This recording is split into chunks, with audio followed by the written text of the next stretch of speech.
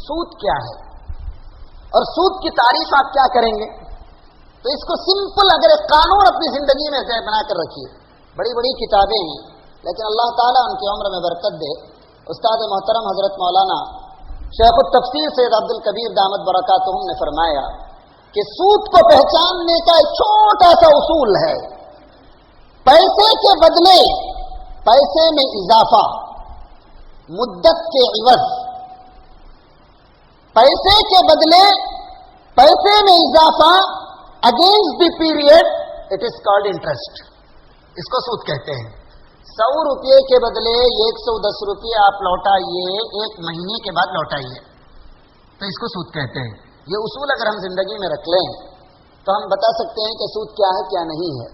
ہمارا مسئلہ ایسا ہے کہ آج ہماری زندگی میں یہ دونوں چیزیں جسے قرآن نے کہا آگ کے شعلے ہیں، دہکتے انگارے ہیں، نافرمانی کا طوفان ہے، خدا خند قدوس کے خلاف بغاوت ہے، اللہ اور اس کے رسول کے احکام کے خلاف نفرت کی آگ ہے، اسے ہم نے اپنی زندگیوں کا ایک حصہ بنا لیا ہے، زندگیوں کا ایک حصہ بنا لیا ہے.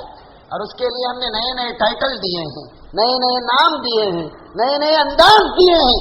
رسول اکرم صلی اللہ علیہ وسلم نے فرمایا الراشی والمرتشی کلاہما فی النار. رشوت دینے والا اور رشوت لینے والا دونوں جہنم کی آگ کھاتے ہیں.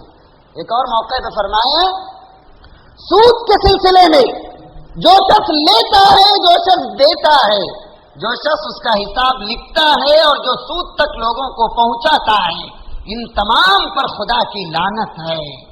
خدا کی لعنت اس کو معمولی نہ سمجھیے.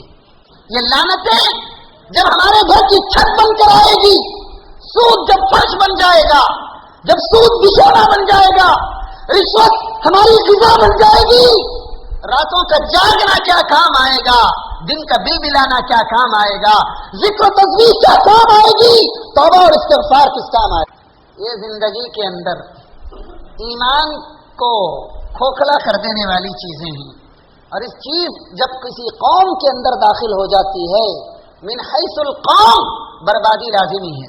آج آپ دیکھیں گے مسلمانوں کا کمزور طبقہ، لوور مڈل، ان تمام کو اگر آپ غور کریں، کوئی گھر ایسا نہیں ہوگا جہاں ڈائریکٹ یا انڈائریکٹ سود کی لعنت میں پھنسا ہوا نہ ہو، سود کی لعنت میں پھنسا ہوا نہ ہو.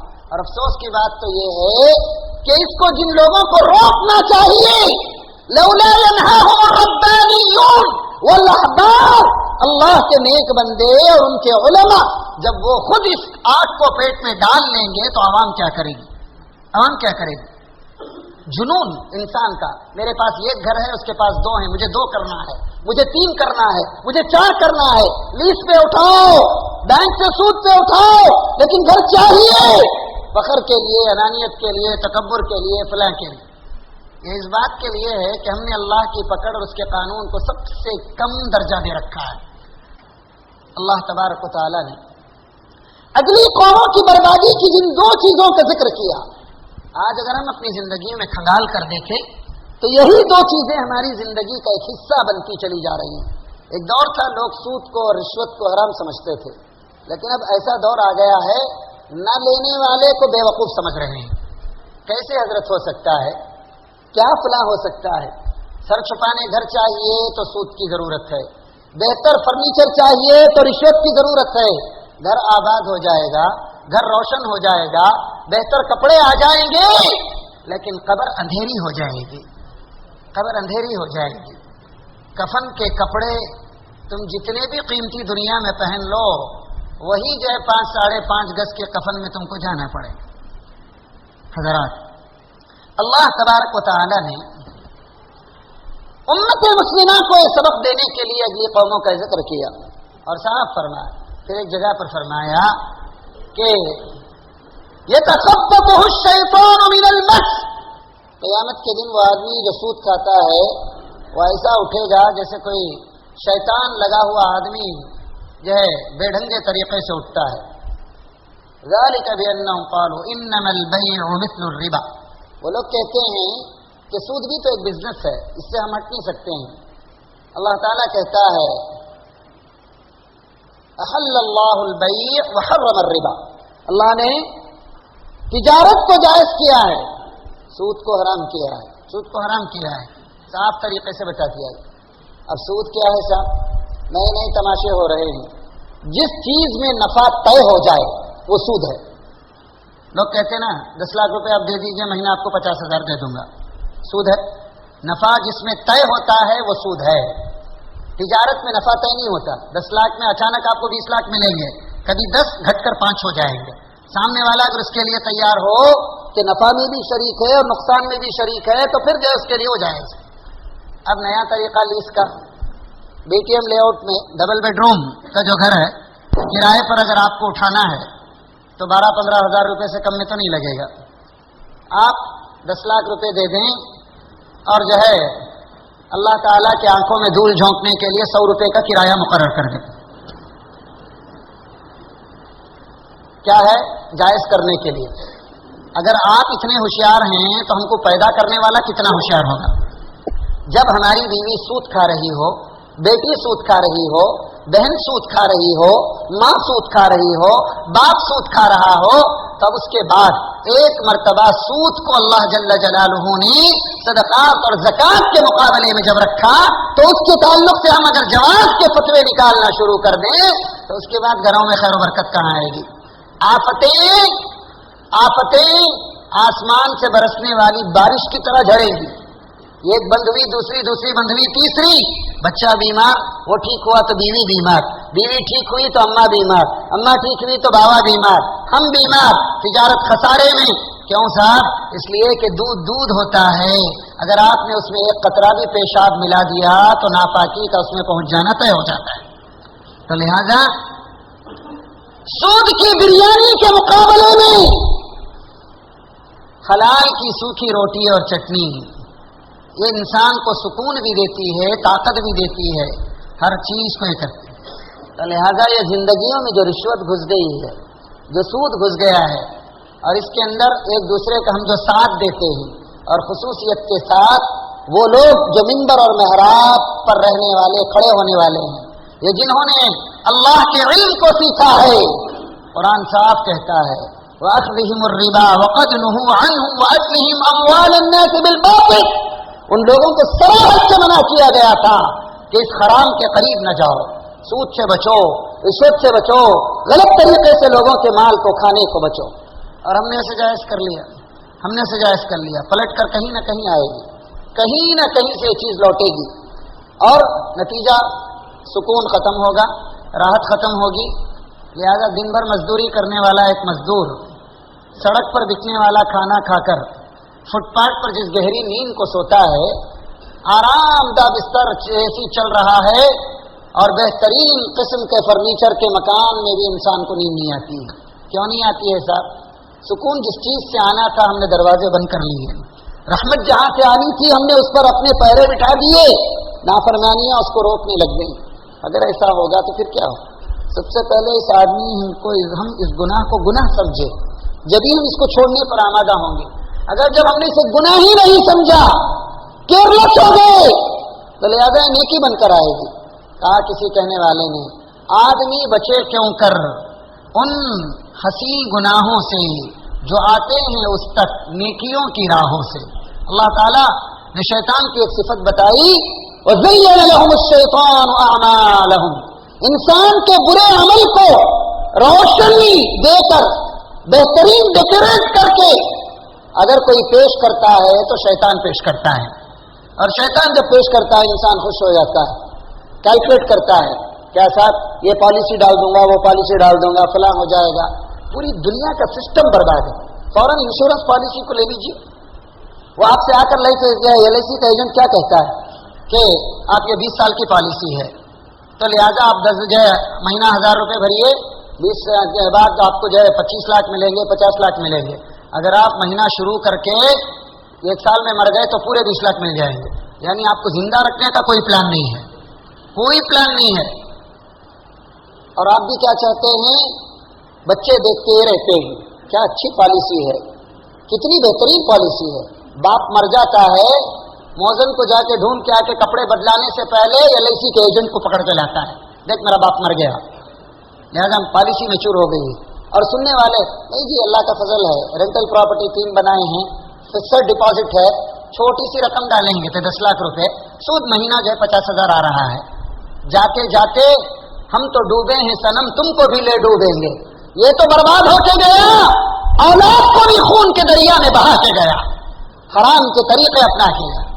ارے دنیا وہ تیری بیوی رہے، ہمارے بچے رہیں، ہمارے رشتہ دار رہے، ہم ان کے مالک نہیں ہیں، اللہ رزق کا مالک ہے، اللہ رزق کا مالک ہے، لہذا یہ یقین نہ ہونا ہی ہمارے لیے بربادی کی علامت ہے۔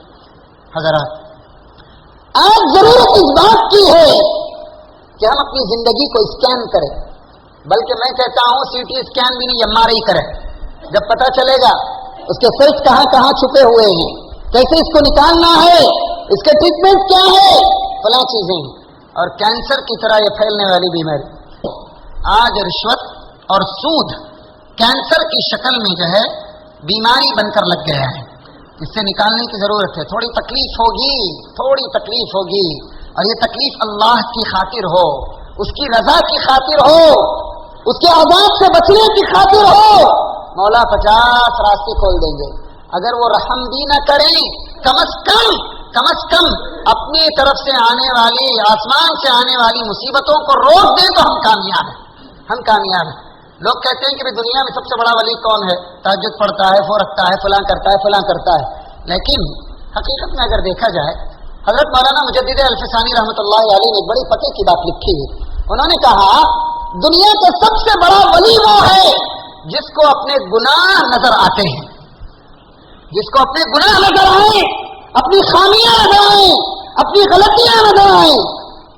انسان کے لیے نیکی کرنا بہت آسان ہے، گناہ کا چھوڑنا ہی بہت مشکل ہے، یہ چھوٹتی نہیں ہے، منہ کو لگ جاتی ہے ایک مرتبہ، شراب کا چھوٹنا بڑا مشکل ہے۔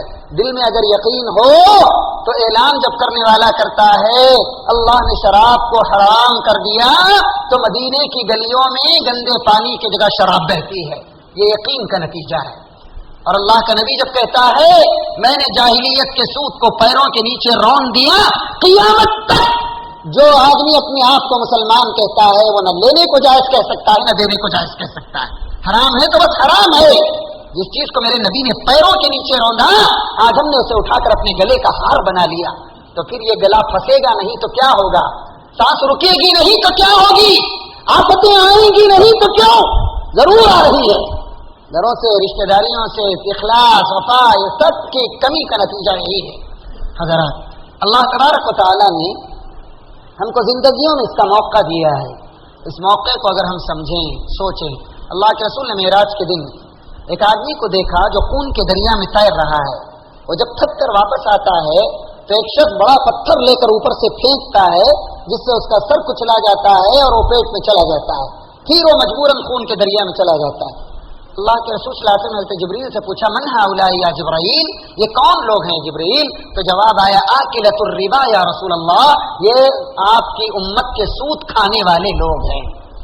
حضرات دنیا ڈائریکٹ یا انڈائریکٹ ہم کو اس لعنت کا شکار کرنا چاہتی ہے، اور اچھی طرح یاد رکھیے امت مسلمہ کی اصل طاقت اس کی نیکیاں نہیں ہیں، ترک گناہ ہے۔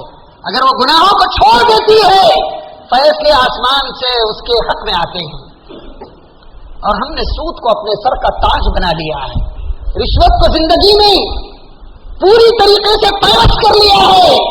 ہمارے روزے، ہماری نمازیں، ہمارا دل ملانا، ہمارا گڑ گڑانا کس کام میں آئے گا؟ کوئی کام نہیں آئے گا۔ اللہ کے رسول سے کہا ملبسہ حرام، مشربہ حرام، مطعمہ حرام، فأنى يستجاب له۔ یہ سب سے بڑی عجیب چیز ہے۔ اللہ تبارک و تعالیٰ نے ہمیں زندگی میں تھوڑی سی مہلت دی ہے، اپنے آپ کو کھنگالیں، رشتہ داریوں کے نام پر، دوستوں کے نام پر، فلاں کے نام پر کسی کو اس مصیبت کی طرف اشارہ نہ کیجیے۔ لینے والا، کھانے والا اتنا ہی گنہگار ہے جتنا اس تک رہنمائی کرنے والا ہے۔ بعض حدیث میں آتا ہے شراب کے تعلق سے 10 لوگوں پر لعنت، رشوت کے تعلق سے اتنے لوگوں پر لعنت، سود کے تعلق سے سود کا لکھنے والا بیچارہ وہ تو جو ہے مہینے کے مزدوری پہ کام کرتا ہے، اللہ کے نبی نے کہا وہ چونکہ سود لکھ رہا ہے اس پر بھی خدا کی لعنت ہے، اس پر بھی خدا کی لعنت ہے۔ اسی لیے علماء نے کہا کہ اب ہم نے اس کو چھوڑنے کے بجائے ہمارے علماء ایک نیا طریقہ اپناتے ہیں، فوراً آ کر مالداروں سے پوچھتے ہیں کہ اگر سود کے پیسے رہے تو دو نا، اس کے کیپیسٹی کے لوگ الگ ہیں، उलमा अगर सूद को ढूंढना शुरू कर देंगे तो आवाम उसको लेने में क्या तामुल करेगी? अगर हम इससे बचना चाहें, रुकना चाहें, बाद मुआशी मसाइल हैं जिसकी तरफ उलमा ने तवज्जो दिलाई, वो अपनी जगह मुस्तकिल है, लेकिन इसको गुनाह जब तक दिल नहीं समझेगा, जब तक इससे हम नजात नहीं पाएंगे। जबरदस्ती किसी पर ठोसा नहीं जाएगा। क्या आप जानते हैं, एक हदीस आती है कि अल्लाह के रसूल सल्लल्लाहु अलैहि वसल्लम ने फरमाया कि क़यामत के करीब आदमी बगैर एहसास के सूद खाएगा। बड़ी अजीब हदीस है। जब इस पर गौर करते हैं, बगैर एहसास ऐसा तो हो ही नहीं सकता। कहीं भी आप सूद के लिए जाइए, 100 जगह आपसे दस्तखत करवाता है, लेकिन एहसास ही ना हो, पता चलता है। आप जब इलेक्ट्रिक कनेक्शन लेते हैं, उस मीटर पर आपको डिपॉजिट भरना पड़ता है। हर साल के 12वें महीने में उस डिपॉजिट पर इंटरेस्ट जो आता है वो आपकी रीडिंग में से कट किया जाता है। हमको मालूम भी नहीं, हमारे घर में बैठकर उसी रोशनी में सुबह से शाम तक है। तो इसका ये मतलब नहीं कि घर अंधेरा कर ले, बल्कि ख्याल रखें कि वो लानत भी घर से दूर हो। भाई 10 रुपये वो माफ कर रहा है तो 10 रुपये किसी बाहर को कर दे। आदमी इसकी तरफ तवज्जो। आसान नहीं है। अल्लाह तबारक व तआला की रजा को पा लेना, अल्लाह तबारक व तआला के अजाब से बच जाना, उसकी पकड़ से छुटकारा हासिल कर लेना, अगर इसके लिए जरूरत है तो बड़े दिलगुर्दे की बात है। आदमी गुनाहों का तर्क करना, और ये गुनाह जो 2 चीजें हैं जो पूरी सोसाइटी को नंगा करके रख देती हैं, उसका यही 2 चीजें, एक रिश्वत है और दूसरे सूद है। और आदमी आज इसको बेहतरीन आइसक्रीम समझकर खा रहा है। गोश्त का टुकड़ा हो तो जलेगा, सीख हो तो खींचने में कोई तकलीफ होगी, कुछ ना कुछ तो तकलीफ होगी। आइसक्रीम तो बड़ी आसानी से उतरती है, तारीफ के साथ उतरती है। मुख्तलिफ फ्लेवर, ये स्ट्रॉबेरी है, ये पिस्ता है, ये वेनिला है, लिहाजा बैंक का सूद है, मारवाड़ी का सूद है, दिल्ली का सूद है, कितने कितने फ्लेवर्स में है देखिए। बल्कि मर्द घर से निकलता है, औरतें आजकल घरों की औरतों को 2000 रुपये सूद पर, कितने 30% घरों में घुस के। लिहाजा 100 रुपये की साड़ी है, ये आप जो है 200 रुपये दीजिए, लेकिन 10-10 रुपये करके जो आप दीजिए, 20 हफ्ते दीजिए, 10 हफ्ते दीजिए, 4 हफ्ते दीजिए, 5 हफ्ते दीजिए। क्या क्या अंदाज से यहूदी, वो जानते हैं कि इस कौम में अगर ये गुनाह आ गया, ये कौम कभी हम पर गालिब नहीं आएगी, और हम हैं दुश्मन की चाल को समझ ही नहीं रहे।